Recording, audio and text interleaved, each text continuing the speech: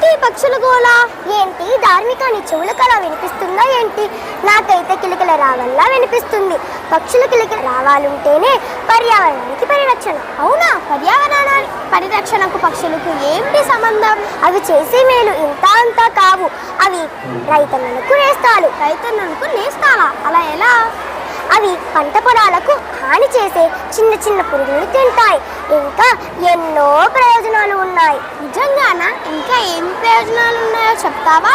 పక్షులను పెంచడం వల్ల మానసిక ఆరోగ్యం మెరుగుపడుతుంది.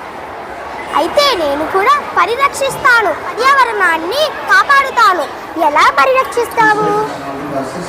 వేసవిలో పక్షులను తినడానికి తాగడానికి అక్కడక్కడ చిన్న చిన్న గిన్నెలలో గింజలు నీరును పెడతాను. నా స్నేహితులకు ఇలా చేయమని చెబుతాను. మన వివిధ పాఠశాలలో కూడా వేసవి కాలంలో ఇలా చేయమని చెప్తున్నారు కదా. అవును నమస్వి, మర్చిపోయా. ప్రభుత్వం పక్షుల గుర్తించడం కోసం ఈ రోజును పెట్టాం. జనవరి 5వ తేదీన నేషనల్ బర్డ్స్ డే జరుపుకుంటున్నాము. అవును. అయితే స్నేహితులారా, పక్షులను కాపాడుకోవడం భావి తరాలైన మనందరి బాధ్యత. పక్షులను కాపాడుకుందాం, పర్యావరణాన్ని ఆస్వాదిద్దాం. ధన్యవాదములు.